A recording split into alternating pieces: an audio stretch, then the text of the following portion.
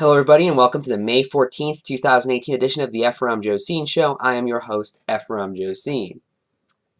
Now, last week, I covered how the country of Israel, and specifically their Prime Minister, Benjamin Netanyahu, had some say in the Trump administration.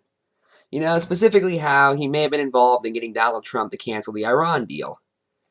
Well, here's some more proof that Israel has quite a bit of control over him. This is actually from the Times of Israel themselves. Trump calls Jerusalem embassy move, quote, a great day for Israel. And he's right, because if you do not know, Donald Trump has officially moved the American embassy to Jerusalem and declared it the capital of Israel.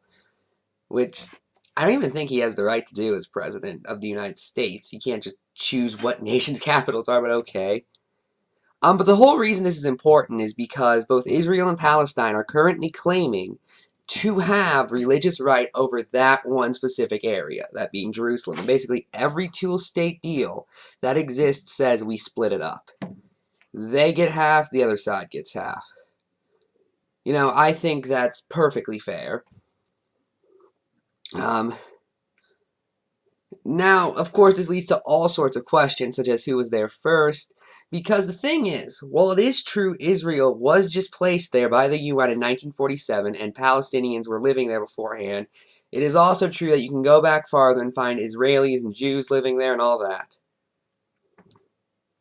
So, in my opinion, then the question becomes simply, are the actions of Israel right?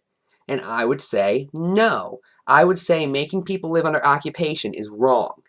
I would say doing a blockade, keeping people from getting food and humanitarian aid, that's wrong.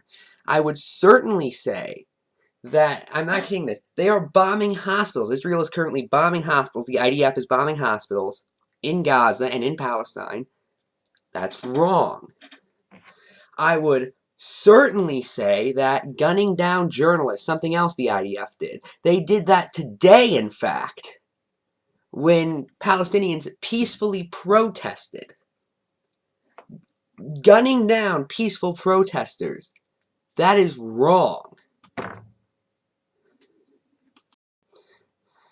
Okay, but I'm kind of being unfair, I know. Maybe we should find someone who is fair. Maybe we should find someone who understands this better. After all, I'm an atheist. What about Ben Shapiro? He's a Jew and will constantly remind you that whenever you criticize him. Of course, Ben was happy about this because Donald Trump did it, so of course it was good.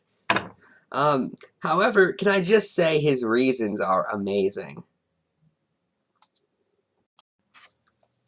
First off, Ben calls this historical because the Jews were there. Which is true, and so were the Palestinians and the Muslims, but okay. And for that matter, we all know Ben Shapiro cares about who was there first are the people who get it. For instance, I guarantee you that if a Native American were to walk up to Mr. Shapiro and say, hey, you kind of stole this land from us, he would respond in a way that actually conveyed that he cared. I just lied to you.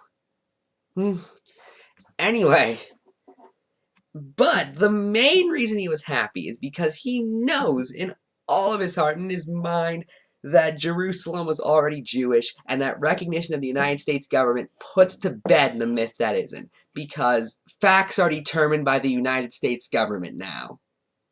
What? Again, I've said it before, but it's actually funny that a lot of these far-righters, if you actually listen to what they're saying, their views are actually kind of similar to Marxists. No, man, the government controls reality. The United States government controls what is and isn't a fact. Therefore, if they officially say that Jerusalem is Jewish, therefore we cannot debate it. We can't even talk about splitting it up. You know, we can't criticize Israel either. You know, we can't say that occupation is bad or that any of the things they do are bad because the United States government said it's Jewish, so who cares?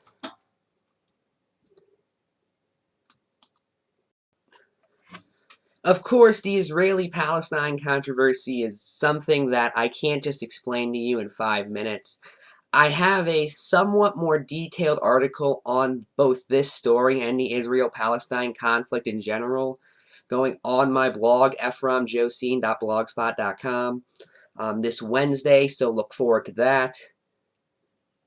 But to make it short, I'm not a very big fan of the Israelis. I'm going to make that clear.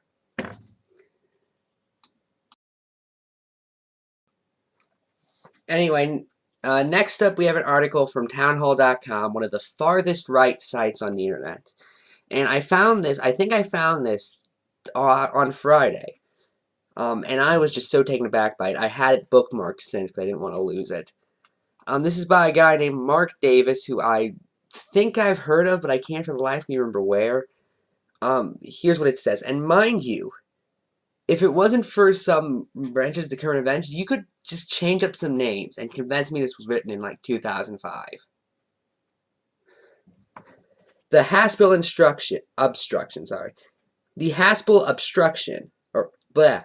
No, it's the Haspel obstacle. Where do I get obstruction? The Haspel obstacle. That's probably not even it, honestly. But you know what? I'm going obstacle, okay? Enhanced interrogations are not torture. That's really the only part of the article you need to know. Here's what it says. Many debates over politics and policy begin with the battle over language. Before all sides can hash out the differences, there must be an understanding of what their words mean. I agree with that. For instance, when we get tactics from, say, a communist China manual on torture, like we took a lot of tactics from Guantanamo Bay that Haspel is being criticized for taking part in right now, that's torture. From the months following 9/11, right up to the current CIA confirmation hearings for Gina Haspel, the misuse of a vital term has hindered clarity and progress on a key issue. On the first day of her answer before the Senate Intelligence Committee, the word even impeded what should be a clear path to the title she seeks. That word, of course, is torture. Since our nation began undertaking special lengths to extract vital intelligence from high-value detainees, the questions have reverberated. Does America torture? Yes. Do we approve of torture? Apparently. Does torture work? No, it does not. And for that matter, I like this idea of, okay, torture doesn't work, but no, enhanced interrogation is what they call it. And oh, that works just fine. We're doing the same thing. I can call it whatever I want. It doesn't mean it suddenly works. But okay. Here's some more. I like this. Because this is what I think the greatest example of just making things up ever written. The opponents of enhanced interrogation will affix the term to America's practices in order to discredit them. No, it's because they're accurate. Sadly, even defenders of these valuable procedures have allowed themselves to be dragged into absurd arenas of debate in which they defend torture. Look, if you want to do it, that's fine. Just defend it and come out and say, yeah, I'm pro-torture. And I'll have an argument with that. At least then you're being intellectually honest. There is no defense for torture. Okay, so your article is pointless then. As properly defined, it is what the North Vietnamese did to our soldiers in, I have no clue how to pronounce that. It is what drug cartels do to captured enemies. It is what North Koreans do to Otto Warburg. Sorry if I can't pronounce that one either. It is not what American intelligence officers have done to save lives. They've never done it to save lives. That implies it works. It does not work. You can call it whatever you want. Torture, enhanced interrogation, if whatever you want to call it, it does not work as a method to get information. That is just an objective fact. There has not been a documented case of it working. The official Senate torture report even confirmed that. And here's the thing. If you can prove to me it works, then I just consider it a moral issue. And you know what? I may even be on you guys' side. But until you can prove that, just don't even bother trying to argue. Okay.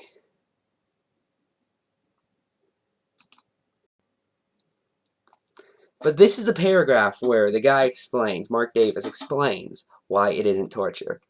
If this seems like an assertion that it's not torture if we do it, that is precisely my point.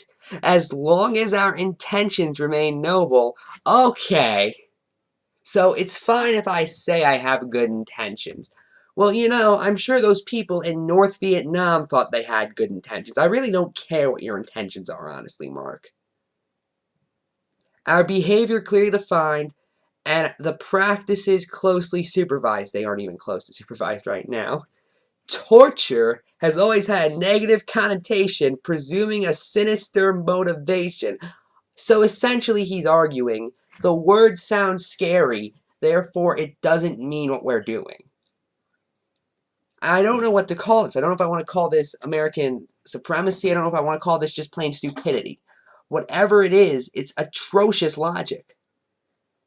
This is one of the most idiotic things I've ever read. And it doesn't really even have a point from that on out. It just sort of goes on doing this, oh, it's fine when we do it, it's fine when we do it, it's fine when we do it. But that's it. I'm Ephrom, and good night.